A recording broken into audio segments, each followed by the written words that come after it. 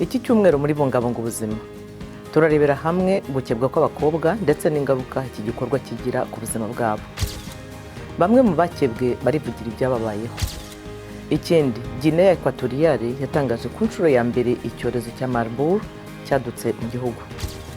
Ibi nibyo turi buganireho muri kiganiro bungabunga ubuzima.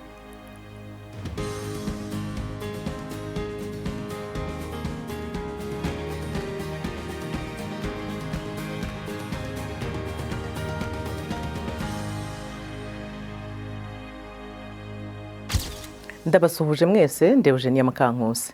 Mbahaye ikaze mu kiganiro bungabunga ubuzima.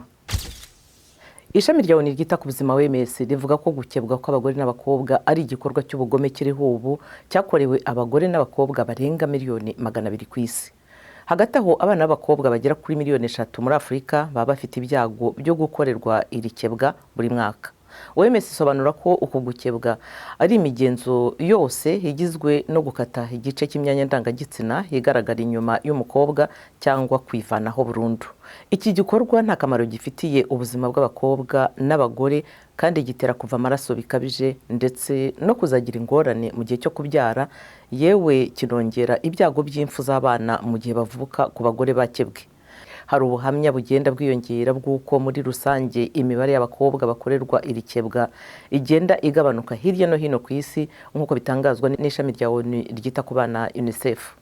Abagore 60 bo muri Kenya barigaragaje ngo bakorerwe ubuvuzi buhindura ubuzima babagwa ngo hasubiranywe imyanya ndangagitsina yangijwe ubwo bakorerwaga ikebwa bakiri bato. Ni igikorwa cy'ubutabazi cyabereye mu mujyi wa Nairobi kigamije kugarurira abagore agaciro ko kwitwa abagore bambuwe bakiri abana. Kurikira inkuru irambuye. Mu bitaro byo mu murwa mukuru wa Kenya, Nairobi, abaganga babaga barimo gutegura umurwayi ngo bamukorere ubuvuzi bwo gusubiranya imyanya ndangagitsina. Ni uwarokotse igikorwa cyo gukebwa gikorerwa abagore n'abana b'abakobwa kandi yasabye ko imyirondoro ye itatangazwa kubera imiterere y'iyi ngingo. Umugenzo wo gukeba abana b'abakobwa cyangwa abagore ukorwa mu bihugu bigera kuri 30 byo ku mugabane wa Afurika, mu burasirazuba bwo hagati no muri Aziya, ukorwa havanwaho ibice by'imyanya ndangagitsina y'umugore igaragara inyuma cyangwa iyo myanya ikavanwaho yose. Akenshi ibyo bigakorwa mu bwana. Nari mfite imyaka 9, nta kintu nari mbiziho, nabwiwe gusa ko nzajyanwa gukorerwa ikintu kizangira umugore wuzuye. Ariko mu kwa 11 uyu mugore yari umwe mu bagore bagera kuri 60 bemeye kuvuga ibyababayeho bakajya gukorerwa ubuvuzi bwo kubagwa bugamije gusubiranya ibice byakebwe byateguwe n'umuryango udaharanira inyungu kw'Aid. Because being a woman who was undergone FGM, hari ibyo abandi bakobwa bishimira ko bafite nge ntagira. Byatumye ikigero cyanjye cyo kwigirira icyizere kigabanuka cyane.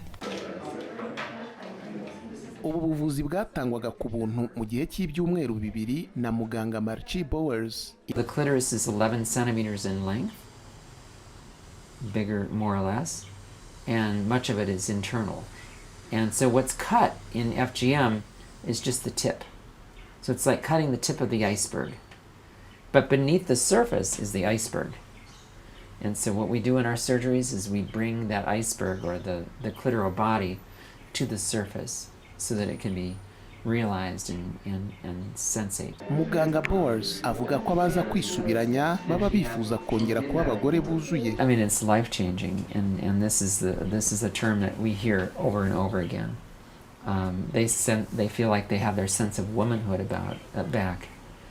Again, it isn't even a sexual motivation in most of the cases.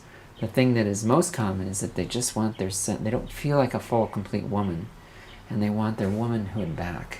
Uyu mugenzo wo gukeba abana b'abakobwa urangiza cyane haba mu gihe gito n'igihe kirekire. Bamwe mu bakobwa bawukorewe barapfa kandi ingaruka z'igihe kirekire zawo zirimo indwara zibasira imyanya ndangabitsina n'umuyoboro w'inkari, ingorane mu gihe cy'imibonano mpuzabitsina, ibibazo mu gihe cyo kubyara ndetse n'ububabare bwo mu ntekerezo. My understanding of clitoroplasty is that it's not the solution. Ukubaga ubwabyo si igisubizo ku ikebwa ry'abakobwa, ariko byuzuzanya n'umuhati uriho ugamije guhagarika iri kebwa. Nibwira ko uwabikorewe aba ashobora gufashwa hanyuma. Judy Gitawo ni umuhuzabikorwa ku rwego rw'akarere ka Afurika mu muryango Equality Now. Ni umuryango utegamiye kuri leta ukora ubuvuzi ku guteza imbere no kubahiriza uburenganzira bw'abagore n'abakobwa. Arasobanura uko iki kibazo cy'ikebwa ry'abakobwa gihagaze muri Kenya no muri Afurika yose. Uko ikebwa ry'abana b'abakobwa rihagaze ntangiriye muri Afurika ku bijyanye n'amategeko, hari nibura ibihugu 4 bigaragaramo cyane uyu mugenzo w'ikebwa ry'abakobwa, ariko bikaba nta mategeko yashyizweho abuza icyo gikorwa. Bivuze ko ikebwa ry'abakobwa muri ibyo bihugu ririmo gukorwa nta buryo bwo kubiryozwa na buke kubabikora. Ku rundi ruhande, ikintu cyiza, ibindi bihugu bigaragaramo uyu mugenzo w'ikebwa ry'abana b'abakobwa byo nibura bifite amategeko aribuza, kandi ibyo bivuze ko nubwo imibare ikiri hejuru, hari nibura amahirwe y'uko ababikora babiryozwa. Ku byerekeye Kenya by'umwihariko, hari amakuru meza. Imibare iheruka y'ubushakashatsi mu by'ubuzima yerekanye ko imibare yagabanutse kuva kuri 21% kugera kuri 15% uyu mwaka, ariko kandi imibare iracyari hejuru muri amwe mu moko akora uyu mugenzo. Navuga ko ingufu zashyizwemo zitangana hose, biterwa na buri gihugu. Ku rwego rw'umuryango w'ubumwe bwa Afurika dufite gahunda ya Sarema igamije kwihutisha umuhati ushyirwamo ku buryo cyambere hashyirwaho amategeko abuza uyu mugenzo mu bihugu byose bigaragaramo ikebwa ry'abana b'abakobwa kigero kiri hejuru, ku buryo nibura hari intangiriro umurongo wa politike waheraho. Hanyuma icyo gihe uruhare rwaba urwa buri gihugu muri byo, urwa buri leta ngo itangire ishyireho umuhate mu ishyirwa mu ngiro ry'aya mategeko, ariko no mu guhugura abaturage no kwemera ko ikebwa ry'abana b'abakobwa ari ikibazo cy'imico n'imigenzo. Bityo bikenewe ko abaturage ubwabo basobanukirwa ingaruka zacyo kugira ngo uyu mugenzo bawureke. Tugomba kandi kwemera ko muri bimwe mu bihugu habayeho gusubira inyuma. Ikebwa ry'abana b'abakobwa ritera ingaruka kuva ku bigaragara inyuma ku mubiri kugera mu ntekerezo, ingaruka ziva ku ihungabana kugera ku gahinda gakabije no kwiheba. Dufasha abakorewe iki gikorwa hamwe n'abafatanyabikorwa bacu mu kubaha ubujyanama ku buzima bwo mu mutwe, ubujyanama ku ihungabana, mbese tubagira inama kugira ngo babashe kwakira ibyababayeho, babone uko bashaka ubuvuzi bufatika mu gihe buboneka. Ingaruka zigaragara nazo ubwazo ziteye ubwoba kuva ako kanya ikebwa rikimara gukorwa. Ndavuga ko ibyo birimo kuva amaraso menshi, nabyo bishobora guteza indwara zatera urupfu, kubyimba k'umuyoboro w'inkari n'ibindi. Ibyo nabyo bikaganisha ku ngaruka zirambye nk'uko tuzizi. Twatangiye ikiganiro ku ikebwa ry'abana b'abakobwa igihe iyi ngingo kuyivugaho byafatwaga nk'ikizira mu bihugu byinshi. Bimwe mu bihugu byari bitarashyiraho amategeko hano uyu mugenzo nka Liberia, ntibyashobokaga kuganira kuri iyi ngingo. Muri Sierra Leone naho ahatari hakajyaho itegeko, ntibyashobokaga kuganira ku ikebwa ry'abana b'abakobwa. Uko bimeze ubu si ibiganiro gusa, ahubwo muri Liberia hari umushinga w'itegeko ugeze mu nteko nshingamategeko ushobora kwemezwa mu gukora ibishoboka ngo ntibigarukire mu guca intege uyu mugenzo, ahubwo no kuwukora bihinduka icyaha. Asita Traore akomoka muri Burkina Faso. Yakorewe ikebwa ubwo yari mu gihugu cye cy'amavuko. Yaje muri Leta Zunze Ubumwe za Amerika gushaka ubuzima, ari kumwe n'umukobwa we atifuzaga ko yakorerwa amarorerwa yo gukebwa nk'ayo ubwe yakorewe.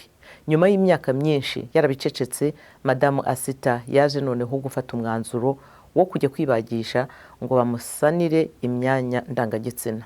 Nibi yatubwiye.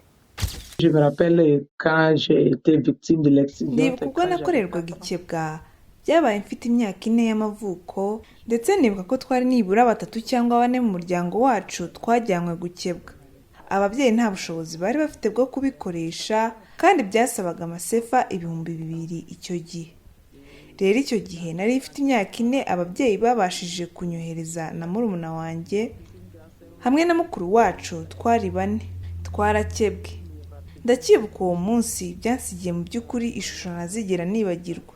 Nyuma y'ububabare wumva iyo wafashwe ku ngufu kandi bigakorerwa ku gice kibabaza rwose, tekereza ubwo bubabare igihe bufata ngo ukire, uwo mubabaro wose n'uburyo byakozwe ubwabyo. Ntibinakorerwa nibura kwa muganga, bikorerwa mu rugo hakoreshejwe ibikoresho bitanakwiye. No kukuvura bakuvurira mu rugo, bakaguhisha mu kukwitaho. Tekereza ibyo byose. Ariko ibyo si cyo kibazo cyonyine biteje. Ikibazo gikomeye ni ingaruka nyazo zabyo uba ugiye kuzumva ukuze. Kuko iyo umaze gukira usa nk'ubyibagiwe. Ariko iyo ugeze mu kigero cy'ubwangavu, mu gihe ugiye kubyara, aha niho ikibazo nyacyo gitangirira, kubera ko bisa nkaho ari igikomere cyari cyarakize. Hanyuma mu gihe cyo kubyara bikagorana cyane, ndetse bituma ukomereka cyane biturutse ku kuba warakebwe ukiri umwana. Kuko umugore utarakebwe we abyara nta ngorane ahuye nazo, ariko umugore wakebwe bisa nkaho ari inkovu ya kera yongeye gucikamo ibisebe. Rero ntabwo hakweduka, ahubwo haracika, yewe bishobora no guteza gutakaza amaraso menshi, nabyo byaganisha ku rupfu. Kandi nibuka ko igihe kimwe byajyaga bintesha umutwe bikandakaza, nkatekereza nti kubera icyo umuntu yankuyeho igice cy'umubiri wanjye. Bisa nkaho hari icyo naburaga nk'umugore. Rero naje kumenya ko muri Burkina Faso ushobora guhabwa ubuvuzi bwo gusubiranya igice cyakebwe. Umuganga ubikora aba mu Bufaransa, kandi rero kubera ko ndi muri Amerika nahisemo gusaba randevu ye mu Bufaransa. Ariko niyo ubikoze sintekereza ko bigira icyo bihindura ku busugi bwawe. Ntabwo bikugarurira ubusugi, ariko ikintu cyiza kuri byo ni uko wakongera kwiyumva nk'umugore wuzuye. Iyo niyo nyungu. Icyo wari warambuwe kirakugarukira. Ibyo nibura biguha amahoro y'umutima. Nasaba ko twashyiraho amategeko mu bitaro aho abagore babyarira. Tukabigira itegeko ko mu gihe ubyaye tuguha inyandiko, kuko dutanga ifishi y'urukingo.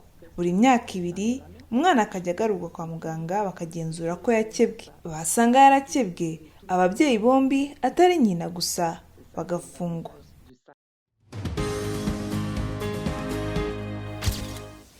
Abantu nibura 9 baherutse gupfa muri Guinea Equatoriale bazize icyorezo cy'indwara yandura vuba kandi yica ya Marburg kuva ibonetse muri iki gihugu bwa mbere. Ni indwara ijya gusa na Ebola. Ibindi kuri inkuru. Guinea Equatoriale yemeje iyaduka bwa mbere ry'indwara yandura kandi yica ya virusi ya Marburg. Avugana na televiziyo y'igihugu, Minisitiri w'Ubuzima yavuze ko impagararizi z'ibizamini zafashwe zikoherezwa muri laboratoire y'ikigo Institut Pasteur cyo muri Senegal byagaragaje ko abasuzumwe banduye Marburg ijya gusa nka Ebola. La enfermedad causada por el virus. Indwara iterwa na virusi ya Marburg irakomeye kandi irica. Este virus causa una fiebre hemorrágica. Iyi virusi itera abantu umuriro mwinshi cyane no kuva amaraso. Igipimo cy'imfu ku banduye gishobora kugera kuri 88%.